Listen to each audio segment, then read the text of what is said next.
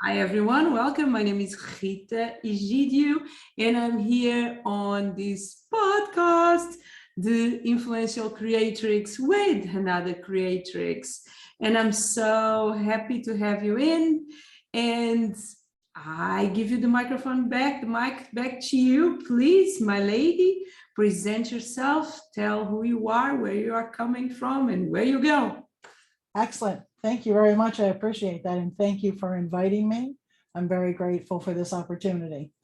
My name is Mechell Alline. I am a self-love activist. I'm a feminine embodiment coach, a pleasure facilitator, a manifesting maven, a healer, and a spiritual coach. And I want to work with women who are tired of not being heard, listened to, appreciated, or respected.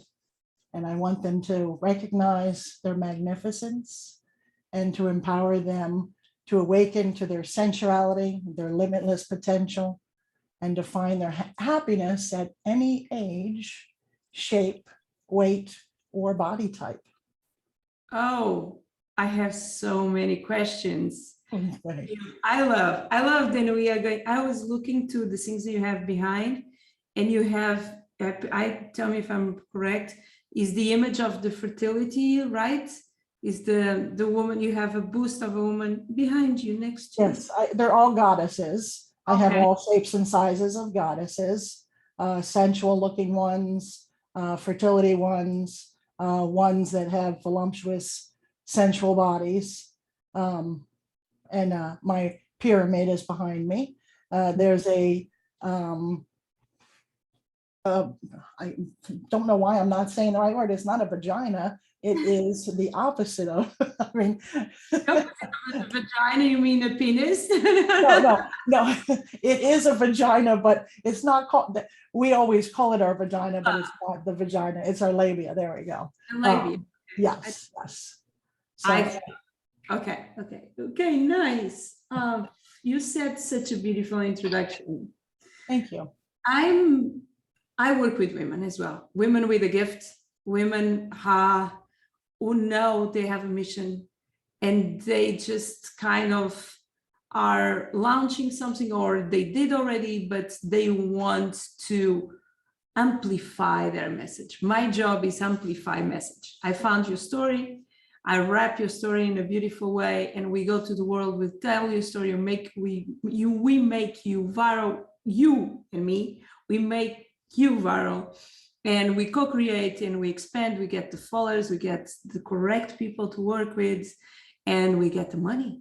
Yes. So I see then I'm a money magnet believer, addict. I do some courses on that as a hobby, is the extra thing. And I want to know, what is your why?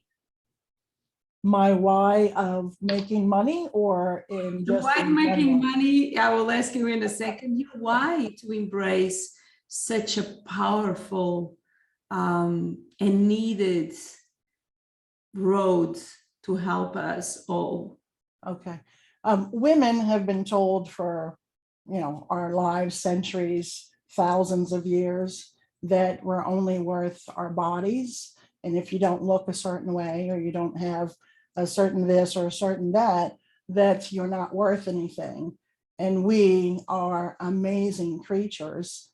And you get tired of, I do, I'm saddened, not so much tired, I'm saddened to hear women say that they're disgusted with their bodies, that they don't like their bodies, that they don't feel comfortable in their bodies, that they're getting sick to their stomach when they're touching their bodies. And that's really sad, because we are just magnificent creatures. And men have gone to war over such magnificent creatures before. And women just don't realize how great they are, because they've been told and fed tons of lies that they're just not worth it unless you look or act a certain way. It is so funny, because in certain moment of my life, I lived my life as a sex symbol in Portugal. I did 3 or 4 magazines like Maxim and Playboy, and I was owning that, and I was being a mother at the same time. And that was important detail for me, because I was really did want to push women to believe in their sexiness for themselves, independent to be mothers. But I need to say to you, then for different reasons, I'm 41 now, different reasons, on the last couple of months, for mental issues and things, I have been feeling bad about my body. I have been feeling embarrassed. I have been feeling not sick to my stomach to touch myself. I'm not there, but majority of people have me as I always had body confidence, and I don't use makeup. I don't overload myself. I like the natural thing. I don't, for me, it's difficult to imagine and to spend hours doing makeup even before your boyfriend wake up. So he sees, like, for me, that is something to explode my mind. But me, myself, I am there. I know I have the tools, I have the tapping, I'm a coach, I can coach myself out of there, I can respect and understand where that comes from. But I have myself as a very secure woman. Oh, and I'm there. So what is beautiful is not about the shapes, the forms, the weight, the color of the skin. It's something that can be on the most beautiful and sexy woman in the world. I'm not telling that I'm the most beautiful and sexy woman in the world, but you understand. You're not bad, though.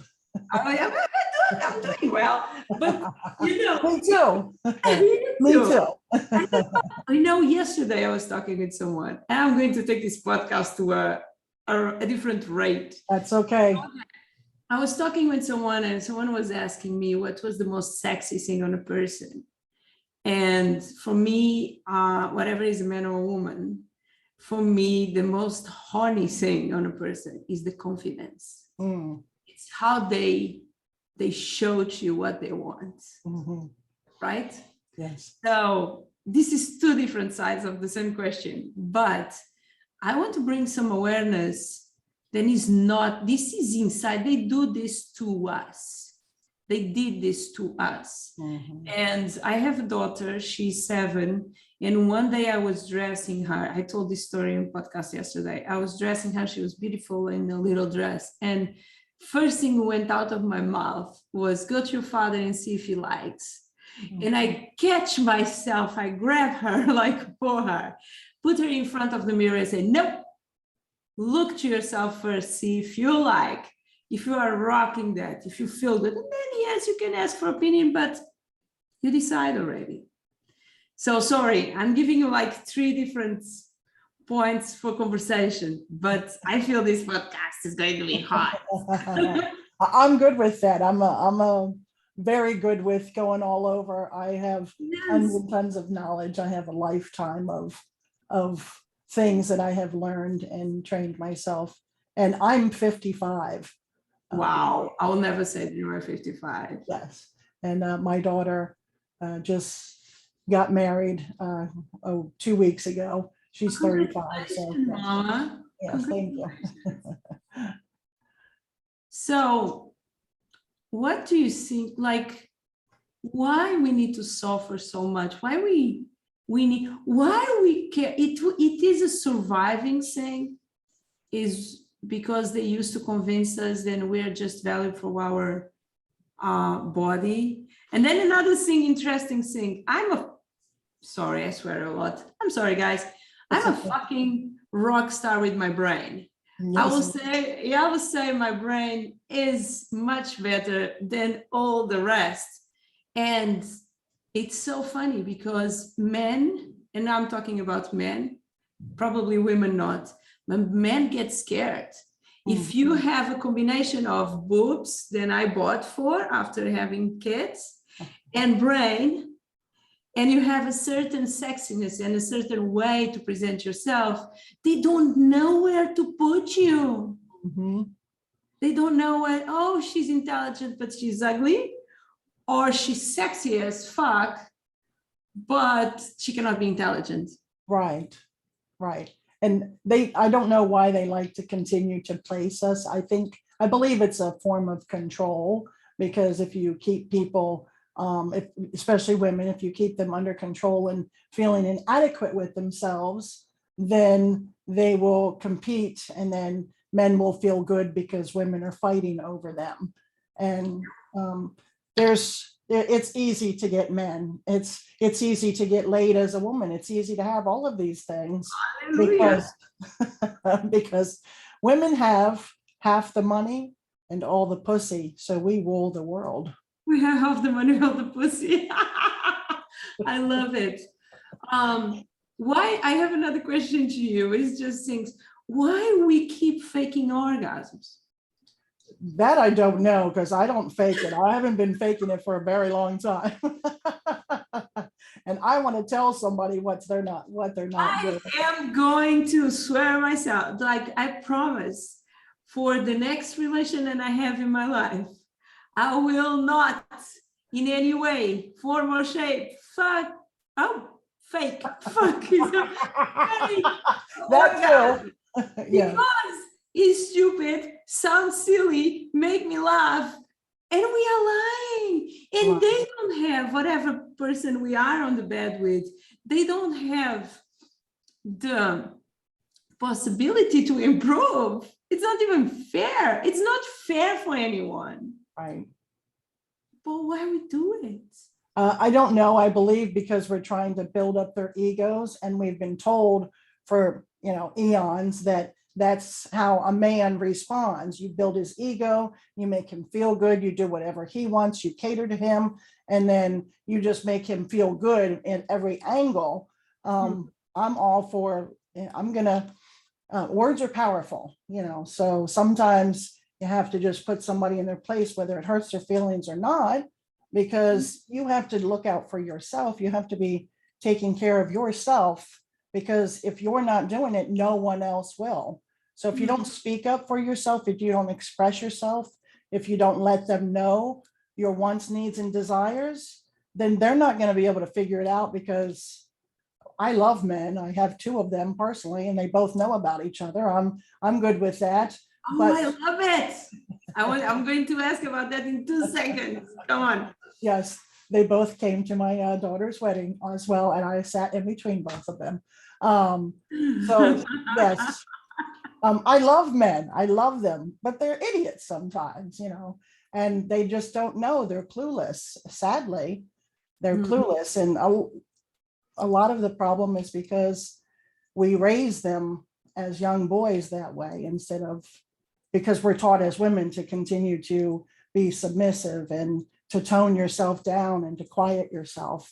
And we are amazing creatures. We are sensuous. We have lines, we have curves, we have intelligence, we have knowledge, we have skill, we have the ability to handle much more pain. The list of things goes on and on about how fantastic and how magnificent women are. And we scare the shit out of everybody. And so that's why they try to control us. Have 2 lovers, 2 relations. I'm very, I'm giving some attention to open relations. I'm very into that. But see, for me, I'm the only one that's allowed to have more than one. They can only have me. Guide me. You are my rock star now. I want to know everything. So what kind of rules that have? Like, explain to me. You have them both, but they cannot have anyone else. That's right. And any man that wants to become involved, same thing. And I tell everybody straightforward out front, this is how it is. I'm an amazing woman, and I am more than enough woman for one man, and men cannot, nor have they been able to really function with more than one woman. Even when they try, they still can't give you everything that they need, that you need. I mean, I'm an outstanding woman. I'm a diva, so I expect to be taken care of. You are, and I'm your #1 fan, because I want to know, like, how long are you presenting yourself or putting yourself in the world like that? What it was the moment because that goes against more rules, even rules that I lived by. Right. So I'm so curious because I know I'm a rock star. I know I have love to give and I deserve love, and I have been living under the normal amount of love, sex, and physical attention than I need to thrive, because that is something like, I love sex, point. I always did. I love sex, and sex is my way of communication. Physical contact, sex is my language of love. If you drop me with no sex and no attention, no sex, I had even relations, and it's so weird because I need so much, so I keep attracting relations who don't or are not. And I had hugs and kisses, but I had no sex. And that damaged me, because you start feeling then it's my fault. Maybe I'm not beautiful enough. Maybe I'm not good enough. Maybe I don't smell good. Maybe all this. And I'm talking about deep issue, then destroy and rock my life to the point then I'm living without my kids. And this is coming just for my partner never taking action in trying to figure out how could we solve this problem. So how was for you? How is the rules of the game? So someone approach you and you feel a connection, and how it goes? That's a loaded question. I know. But share with me what you can share. Like do this like teaching these women that are watching now at least a different horizon, a different picture. You mean like tell, like I try to be, the word isn't try, I do. I'm honest up front. And you usually scare a lot of people off by letting them know up front, but I'd rather be honest because I want honesty in return. And I want to be open, honest, and communicative with another human being. So I want to start that out in the beginning of things. But it's not always easy to do that, especially when you say, because many people are poly, but it's, a people doing things with different people, and, each lover is able to be with someone else. But for me, it's not that way. I don't allow that because I like to be the center of attention. Me too. Yeah. Well, to be honest, who don't like to be the center of attention? Well, some people don't. Lots of people do not like to be the center of attention. What is your sign?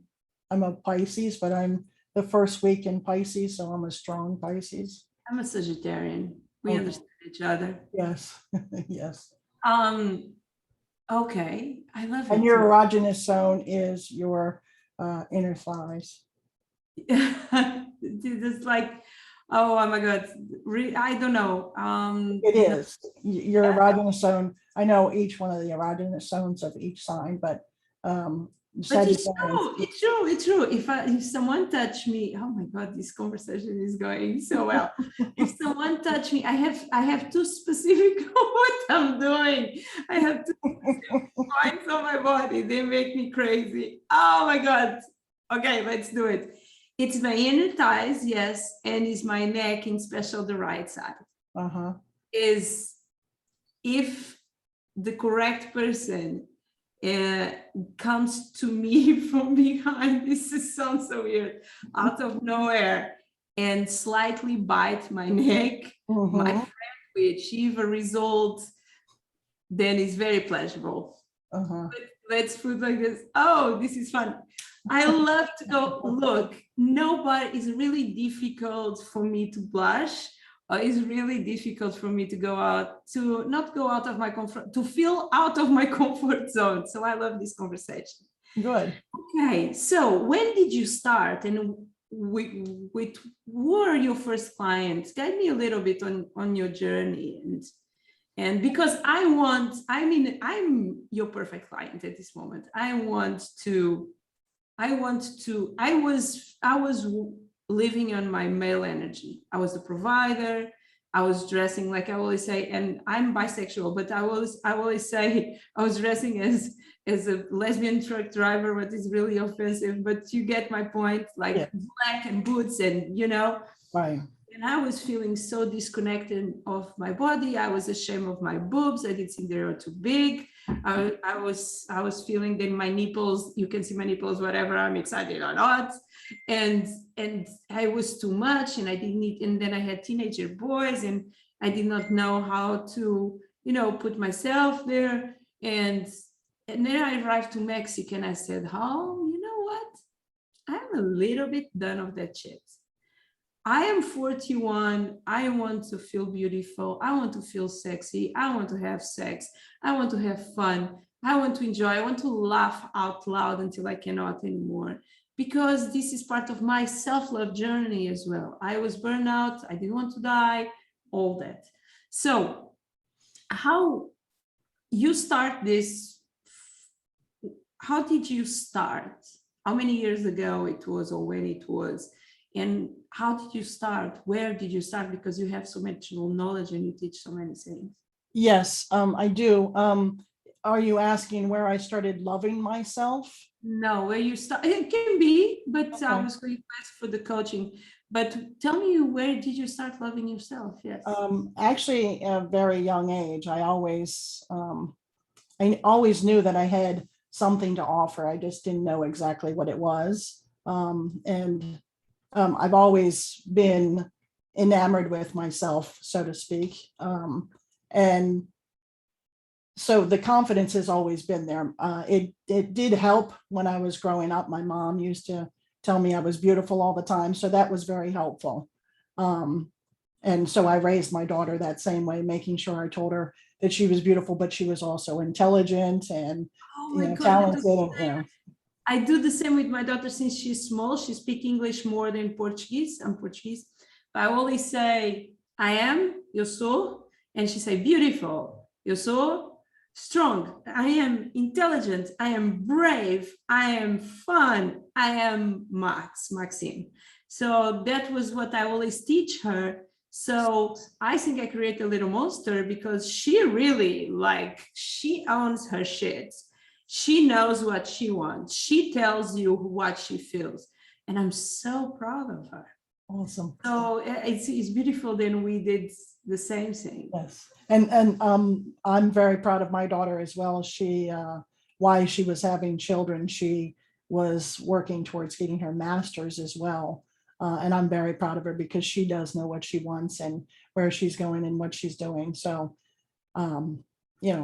they forget sometimes that you were the catalyst to it, but at least they forget. Yes, but you can feel good about yourself because you know that it came from you somewhere along the line. It just like it came from my mother and my grandmother and all our ancestors. Yes, my mom died very early in my life when I was 10, but I always say that the 10 years that I lived with her, she was a badass. And I learned so much with her. And I just love to meet people as you. I love you. Each day, yesterday was like that, each day then since I start this podcast, I bring these amazing, beautiful people into my life that allowed me to experience, expand, and reach a more broad knowledge about things than I'm really curious about. So it feels like it's on the flow. Everyone is coming. It comes with that way. Tell me, what kind of offers do you have? How do you work with people? Tell me a little bit more about that.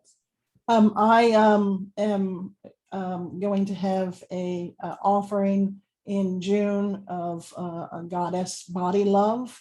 It's going to be a 12-week course, so women can begin to look at themselves in a different way and to see their beauty, and it might take a while for things to be accomplished, but at least get the ball rolling and get it started so they can see what they have to offer. And it's okay to be who you are. It's okay to be any shape or size. I'm not saying that you can't work out, because I'm up every morning at 5 a.m. working out. But you can be any shape or size and do all of those same things. And I think the more self-love that women give to themselves, the more they see that they can be successful. And That is a very important point. yes. It is so important, because we need to own our future, our reality. It needs to be something that we know it's for us. We need to be something that we know we are creating. We need to do something then that is our responsibility, because everything can happen to us. We can be abused, we can be raped, we can be robbed, we can be broken, we can be everything. But what we do with our heads and how the way that we think, it is what is going to bring into the reality that we live in. Yes. We need to take responsibility. And if we don't feel good with our body, we need to take responsibility and say, then whatever they are saying to us, we are drinking because we want. Right? That's the key, is that to achieve your greatest success, you have to be in love with yourself. Because if you're, as women, we're always constantly giving, and many women will just give until they fall over. But then who comes and takes care of you? And then they just step right over you, or they expect more from you, and you're like, I just don't have anything left to give. And being for self-love, that's what women need to do. They need to love themselves. They need to be passionate about themselves. They need to spoil themselves, treat themselves right, and look at yourself in the mirror and see your beauty. Even if you don't see any beauty, you find something. Mm-hmm. Okay. I get you. That is my story. I give until I burn out and I could not give anymore. And I took a year of motherhood, and I'm in a self journey in Mexico, learning and having fun and being, it was so hard for me to have fun, because I felt so guilty to not be with my kids each time I was having fun. But the reality is I'm a teenager mom, was mom with 19. I never had the opportunity to understand and to know myself. And even if we are aligned with our body, it's so much. When I was a kid, when I was a teenager, I used to masturbate and have orgasms. And I always felt guilty after. It was so terrible. What do you think is that? Was that religion that you were believing in? I was never religious. I don't know. Maybe some influence from religion, but I never went to church. Okay. I know a lot of people struggle with that, and they have a hard time. Like, I've never had a problem feeling guilty about masturbating. That's a thoroughly enjoyable pleasure. Terrible. Yeah. Okay. I have a question for you. Yes. I deeply and completely believe that orgasm, at least for women, I am not going to get on the men's side, because I have some men who say no, because after a certain age, if you orgasm, you lose all the energy, and you are putting the energy. And I was like, no, you are just lazy, or your hormones are down. You are not going to have. And for me, it was really frustrated to have sex with someone who was not having an orgasm, because inside of my head, that was my reward. And now I am okay. Do you want to come? I'm good. The thing is, I found sex and orgasm, and let's stay on an orgasm, a need for balancing my energy, meaning a need as sleeping or as eating. That don't mean that I need to orgasm as much as I sleep or I eat, but means then orgasm. For example, if I cannot sleep, this is a podcast, my God, if it was in Portuguese, it was a disaster. It is many times when I cannot sleep and I have insomnia a lot, I orgasm so I can sleep. Yes. So what is your take on orgasms? Is orgasm a need for our balance, for our health balance? Yes, I believe so. I think you should have as many orgasms as you possibly can have. Until you tire yourself out. Yeah, No. that's intention. Yes, orgasms are a very essential part of being a human being, especially a woman, because if you take the time to look at yourself, to feel passionate about it, to To love. know what you like, to know what you like, how you want to have pleasure with your partner if you have no clue what you like. I know women that they've gone their whole life and never had an orgasm, and that's That yeah, that's horrible. But every person is different. But I believe that more and more nowadays people are coming around, or hopefully they're coming around to realizing that. I feel sadness for the people that don't do that, because vaginas are amazing, labias are magnificent, and I can see you have the full clitoris new there, right? The full, how do you call it, organ? yes, Someone showed that to me a few days ago. I had no clue then that was the clitoris. yes. Well, the And I clitoris have is right one. here, and this is the labia right here, but this is the clitoris. Okay, no, I know my fingers know very well. I'm a little extra thing that I want to share, and I always felt like I should write a book about this because this is a secret. Then I own not a secret. It's not going to be a secret. Oh my Not God! anymore. It's not a secret. Is very mistaking me. Is making me blush. What is a thing? I have that effect on people. Okay, I understand because I'm a tough one. So, okay, let's go. When I orgasm, I normally have a secret to orgasm or to get more orgasms after the first one. And that is stretching my legs like in a ballet position. So that makes my muscles of the legs like you are having, how do you say in English? When the muscle gets stuck and you have kind of a pain. Yes. Yeah. I'm the only crazy one doing that. Or is that the thing? No, that does happen. Sometimes your muscles get so tight, they lock up on you when you're having a powerful. I do it by purpose. Oh, so on purpose. Okay. The orgasm.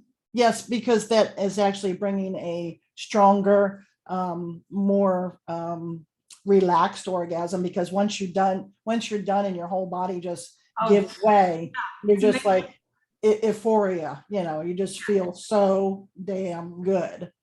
So yeah. You might want to work on being able to do it relaxing as well, to see how that would work for you. Okay. Instead of forcing it. You might want to have more fantasy, more thoughts, more stimulation, more foreplay. Mind stimulation, a story of I found even if I watch porn, oh my God, I found that eroticism turns me on much more. Yes. The story, the thing, the look, the voice, the sound, it turns me on much more. What you say to me, when you say to me, and someone, it don't need to be dirty talk, can be a thing. How I lose my mind with you. Someone holds you and you see on their eyes, then they are losing their mind with you. It's the biggest affront. That was the reason why I was saying the most sexy women or men, the most horny women or men, for me, more attractive is the ones they know what they want. They go for it.